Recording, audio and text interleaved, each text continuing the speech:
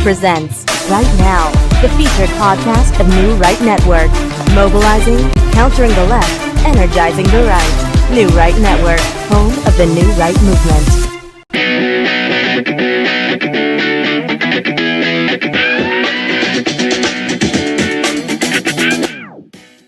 Hello, my name is Frank D'Onofrio. I'm with New Right Network and RN Plus, and I'm here today with Brandon STRAKA. How are you, Brandon? Doing well. How are you? I'm doing great. Brandon is today visiting with Very us. flattering angle. Thank you very much for that. That's all right. All right. Brandon today is talking with, is visiting us at Tim Fazenbaker's fundraiser gala, and it's been great to hear you talk, Brandon. Some of the things you had to say were just amazing. Just amazing. Thank you. Because today there is a movement to try to take away people's First Amendment, First, Fourth, and Second Amendment rights. Mm-hmm. The biggest one right now is the Fourth Amendment, and that's the actual due process. Okay. And I point that out because the Democrats are very good at a blood sport. What they try to do is they will polarize you, and they'll take you as a person and destroy you. And that's what they did with Justice Kavanaugh last year. So talk and President Trump. And many others. And many others. I mean, yes. you talked about that in your speech. So tell us a little bit about and I love the points that you were making about how you just woke up one day and you said, wait a minute, they're giving me lies. So please, share that with us. Yeah, I mean, I certainly would not say I woke up one day. I mean, because it was brought to me. I mean, really, I didn't want to wake up. I didn't want to change my mind. I didn't really have a choice. You didn't want to take the red pill.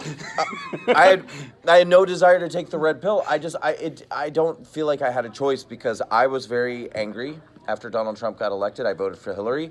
I was, kind of raging and resisting and all of the stuff that, many on the left are still doing. And then somewhere in the process of that, I was confronted with a really solid piece of truth that I couldn't hide from. I couldn't skirt around it. I couldn't get over it. I couldn't get, I just had to deal with it. And that was, this piece of evidence that Donald Trump did not really mock a reporter's disability, which is, what the media that I trusted kept telling me had happened. Mm-hmm. And, for anyone who doesn't know that, because the media throws so much stuff at us. But I mean, essentially, it was a manipulation, really, I think probably started by CNN, of making it seem like he made fun of this reporter's disability when, in fact, this is something he does all the time, and kind of a voice and a gesture when he's making fun of people who are flailing. And so when I had my eyes open to that fact that the media that I trusted is even capable of manipulating the truth or being less than upfront or honest, in order to, really elicit an emotional reaction, which, because that's the whole thing. Once they control the way that you feel, Absolutely. They can control the way you think. Absolutely. And then they control the language. Yeah.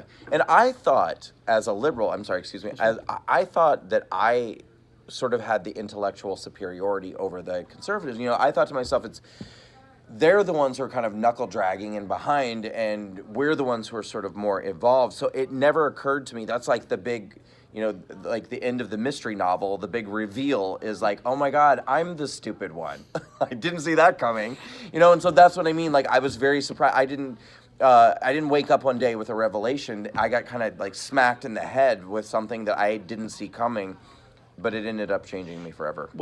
And it hit me the same way many years ago. I mean, I'm a lot older than you, so mine probably, 30 years ago when I realized that, wait a minute, I'm in this, and it's really not ever helping me. Okay, it's making me a victim. Right. It's making everybody I know into a victim. Yeah. Okay, and if I don't agree with them, then I'm either a racist, homophobic idiot. Right. Okay, and I'm as far away from that as possible. Okay, so talk about that. Talk about how, you saw your friends before this, and then all of a sudden, wait a minute, it's kind of like walking in and seeing it from a different perspective. Right. Do you mean as it pertains to the whole racism? No, as it pertains to Republicans before you took the pill, and Republicans after you took the pill, because some of them, you said, were your friends. Yes. So I'm still not getting the question. I'm saying is, when you finally realized that you were being lied to. Yes. Okay? And then you went back to talk to your Republican friends. My liberal friends. No, your Republican friends, the ones that you didn't talk to because they were so bad. Okay? Okay. And then realized that, wait a minute, they're not telling me the lies. It's the liberals that are telling me the lies. Right. Now I'm with you. Sorry. I thought you were saying No, that's fine. the opposite in reverse. Okay. That's fine. Got it. Well, yeah. So I had a few, conservative friends before I had my transition, but I didn't really like many conservative people or many Republican people, and I did have a friend. I still have a friend named Joe. He's one of my closest friends, and he's actually gay, and he's always been a Republican, which I thought was absolutely absurd and a sign of his self-loathing and whatever. But I did have to go back to him after I had this sort of revelation and say, "Oh my God, I get it now. Like now I'm so sorry." But he never really threw it in my face, and he never tried to really push his point of view on me very much. It's now I think he's thrilled that I've had this kind of turnaround. And of course my parents were always conservative. Well, what about now? How did you see your liberal friends after that? Well, it's more. They reacted against me, right? So I mean, I didn't even really get a chance. I don't think to feel a certain way with them, because once I started changing and I started speaking out about changing, their reaction became very harsh and intense. I mean, I had people say that I was brainwashed. This is on social media. These are saying that I was brainwashed, that I joined a cult. Some people said that I was drinking and doing drugs. Some people said I had a nervous breakdown, and I actually had some people reach out to me and say, I wanted to see how you're doing, and I was like, I'm fine. And they were like, well, I heard that you had a breakdown. And I was like, I what? And they were like, all these people are calling us and saying that you had a nervous breakdown. And I was like, well, I became a conservative, but I was like, I actually feel like I'm firing on all cylinders. I've never had more clarity than I do right now. So, yeah, I mean, it was nasty, and I lost about 90% of my friends. Wow. Yeah, and I stopped getting invited to parties, and I stopped getting phone calls and text messages and things like that. And then there's always, I think, this sort of nasty, disingenuous sort of, because there are some friends that still, if I text them, they'll still respond. And I'll be like, I mean, we used to be really tight. We were close friends. I don't hear from them anymore. Yeah. And I'll reach out to them, and I'll be like, I'm still here. And they'll just say, oh, I've just been so busy. I've just been so busy. And I'm like, are you kidding? Just at least be honest, you can't even be honest with me and be because then they'd have to be honest with themselves and say, oh, it's actually me. I hate Republicans, and they don't want to admit that, but it's true. Well, also, and they don't want to take a look. Sometimes that they don't want to have any introspection. Right. Okay? Because if it does, it takes away their foundation. Right. Okay? It's much easier to say that somebody had a nervous breakdown than absolutely. to be like, oh, maybe I should think about what they're saying and why they changed. Right. It's them, not you. Yeah, it's not, and there's nothing wrong with them. Yeah. Right. And unfortunately, the way I've lived in terms of I live my life is I'll listen to anybody that's got an argument. I have a very close friend. I know this young man since he was 12 years old. I used to take him when I was in my 20s, he was taking the baseball games with me. Okay? And, and he is a downright socialist. And we have and I have to say, if it wasn't for him, he honed my skills in trying to argue with somebody, because he would make me think. Right. Okay? Yeah. And I'd have to defend it. Yes. And now it's like I don't have a problem defending it because I've researched everything, and I used to be a former debater and speaker. And what I tell people is, you better have your facts straight before you go into the debate with me. Right. And then how liberals end a debate if they're losing. You're a racist. You're a racist. Yeah, right. Okay. Right. You're a racist, whatever. You're a Nazi. Okay? You're white. You're a Nazi, and they'll call you names. Yeah. Okay, and they'll call you names, and then they won't talk to you anymore. Right. Okay. Yes. So that's and it's a typical thing because they can't talk about the issue.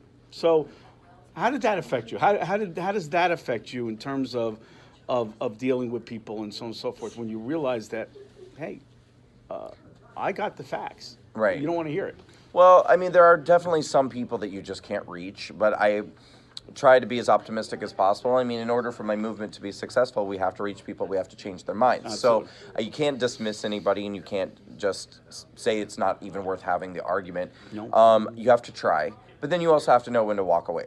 When to walk away, because there are some people who are just not ready yet. No. And the analogy that I kind of like to make is like, it's sort of like when the ocean washes in the tide, and there's, you know, there are things that kind of collect on the beach at the tide. We're kind of trying to grab those people that are already being pushed, you know, because liberalism itself and the Democrats themselves are pushing people away. They're doing half the work for me. Yes. So we're just trying to grab those people who are kind of being pushed towards the shore. I wouldn't dream of going out in the middle of the ocean and trying to grab a bunch, because they're not there They're just yet. going to drag you down. They're going to drag me down, and it's too. I'm sorry, they're not even close to changing their mind, and they need time, and maybe they'll never change their mind, but a lot of people will, and I think that we're doing a very effective job at reaching them. Yes, and I'll be honest with you, those of us who follow you from the beginning, you've made a difference. You've made a big difference in how we communicate with other people, because the walkaway movement isn't just walk away. These are the conversations you need to have with people maybe on the fence. Right. Okay? That's right. And this is what you need to bring out. Right. And you've done more to educate America, okay, in why we need to walk away. Sure. Than basically almost anybody else. And you're out there, and you're not media. Right? You're not media. No. You're not a pundit. You're not somebody. You're somebody that just got up and said, I've had enough. I love my country. Okay? And the things that you said in your speech, tell us about your love of the country. Well, I love, I think, American culture and the things that make American culture great. You know, so I think the fact that we have freedom of speech, the fact that we have a constitution, the fact that we exist in an economic system that basically allows the free markets to rule, so that good ideas make people successful and bad ideas, they fail. But ultimately, I think this is a good thing, because that's sort of what's led to our greatness, that the greatest ideas have prospered in this country. And what's amazing about that, too, is that you can be a person who comes from bad or tragic circumstances or very little advantage or privilege. But if you work hard and you have a great idea, or if you have kind of a winning spirit and that you want to contribute something to our society that is unique and great and all your own, you can completely change your life, and you can completely change your circumstances, and that hopefully the sky is the limit. Where it stops is up to you, but we can't have that anymore if we change the principles that got us to this point, that this is our system. If we start embracing a socialist system where it is nothing but ceilings that people can't surpass, you can't achieve more than this level. Everyone, this is as high as you can get, and this is as high as you can go. Well, first of all, it kills, I think, the spirit of anybody who wants to achieve greatness, because you never will. It'll never be available to anybody. But it's pandering to the lowest common denominator, I think, and I don't think that that's what Americans are about. I started in a row house in the Bronx, okay? Mm-hmm. I had two wonderful parents that loved each other throughout their whole life. Yeah. Okay? And a father that worked 3 jobs so that I can go to a parochial school and get a good education, and cared about me, and I had an education. And then I walked away one day and I said, I'm going to do something. I'm going to go out and create my life. And it's not anything like it was, so they wanted me to go find a job with a union in New York and work a union job. And, in 20 years you could retire. And I go, no, sure. I want to see the world, And so that's like the American dream. Right. Go get it. Yeah. That's right. And that's what I was taught. And it was wonderful. I met a man at CPAC. His name was Yucup Chow. He was from Communist China, and he's running for the House of Representatives in Orlando. And a wonderful, wonderful man that was in Communist China. His father was killed by the Gulag, and his grandmother died because they moved him to a remote area with no water and no medicine. Okay? And he made his life for himself, and he said, I came to America to have the American dream. Okay? And now he's living, he worked for Siemens, he was an executive at Siemens. That's incredible. It's incredible. Right. With nothing. Nothing but It the can be shirt off done. his back. It can be done. And yet we have people in this country who are born and raised here, and we're telling them constantly that they can't achieve anything. Right. Because of who they are. Absolutely. So isn't that amazing? That It's people amazing. who come to this country from other countries with nothing manage to succeed, but they weren't great. They weren't raised on that messaging. Absolutely. They were raised on the messaging that, like, let's go somewhere where the dream is alive and achieve it. Go to America because America's the place that I can achieve. Right. And the people born here don't realize how great they have it. That's right. And Ronald Reagan said that, freedom is only one generation away from losing it. That's right. Okay? And it's sad because the people today don't realize all the liberties that they're going to give up. Right. And I say they're trying to trade